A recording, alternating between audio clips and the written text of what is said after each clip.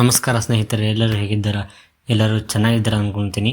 ಇವತ್ತಿನ ಈ ವಿಡಿಯೋದ ಟಾಪಿಕ್ ಏನಪ್ಪ ಅಂತಂದರೆ, ರೈಲ್ವೆ ಇಲಾಖೆಯಲ್ಲಿ 10ನೇ ತರಗತಿ ಪಾಸಾದವರಿಗೆ ಉದ್ಯೋಗ ಅವಕಾಶವನ್ನು ನೀಡಲಾಗಿದೆ.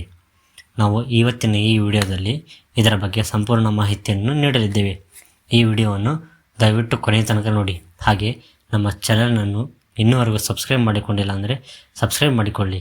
ರೈಲ್ವೆ ಇಲಾಖೆಯಲ್ಲಿ ಕೆಲಸ ಮಾಡಲು ಬಯಸುವ ಅಭ್ಯರ್ಥಿಯು ಈ ಹುದ್ದೆಗಳಿಗೆ ಅರ್ಜಿಯನ್ನು ಸಲ್ಲಿಸಬಹುದು.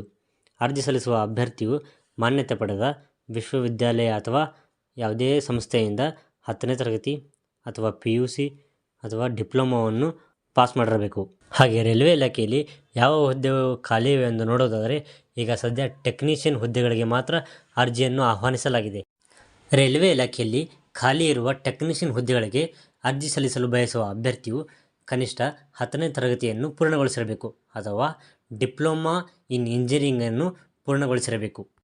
ಹಾಗೆ ಈ ಟೆಕ್ನಿಷಿಯನ್ ಹುದ್ದೆಗಳಿಗೆ ಅರ್ಜಿ ಸಲ್ಲಿಸಲು ವಯೋಮಿತಿ ನೋಡೋದಾದರೆ, ಅರ್ಜಿ ಸಲ್ಲಿಸುವ ಅಭ್ಯರ್ಥಿಯ ವಯಸ್ಸು ಕನಿಷ್ಠ 18 ಆಗಿರಬೇಕು ಹಾಗೂ ಗರಿಷ್ಠ ವಯಸ್ಸು 28ಕ್ಕಿಂತ ಕೆಳಗಿರಬೇಕು. ಈ ಹುದ್ದೆಗಳಿಗೆ ಅಧಿಸೂಚನೆ ಬಿಡುಗಡೆಯಾದ ದಿನಾಂಕ ಫೆಬ್ರವರಿ 1, 2024. ಹಾಗೆ ಅರ್ಜಿ ಸಲ್ಲಿಕೆ ಪ್ರಾರಂಭವಾದ ದಿನಾಂಕ 4 ಫೆಬ್ರವರಿ 2024. ಹಾಗೆ ಈ ರೈಲ್ವೆ ಇಲಾಖೆಯಲ್ಲಿ ಖಾಲಿ ಇರುವ ಟೆಕ್ನಿಷಿಯನ್ ಹುದ್ದೆಗಳಿಗೆ ಪರೀಕ್ಷೆಯ ಮೂಲಕ ನೇಮಕಾತಿಯನ್ನು ಮಾಡಲಾಗುತ್ತದೆ. ಪರೀಕ್ಷೆಯ ದಿನಾಂಕವನ್ನು ನೋಡುವುದಾದರೆ, ಅಕ್ಟೋಬರ್ ಅಥವಾ ಡಿಸೆಂಬರ್ನಲ್ಲಿ ಪರೀಕ್ಷೆಯನ್ನು ನಡೆಸಲಾಗುತ್ತದೆ. ನಂತರ ದಾಖಲೆಯ ದೃಢೀಕರಣ ಪಟ್ಟಿ ಅಥವಾ ಪಾಸಾದ ಅಭ್ಯರ್ಥಿಗಳ ಪಟ್ಟಿಯನ್ನು ಫೆಬ್ರವರಿ 2025ರಂದು ಬಿಡುಗಡೆ ಮಾಡಲಾಗುತ್ತದೆ.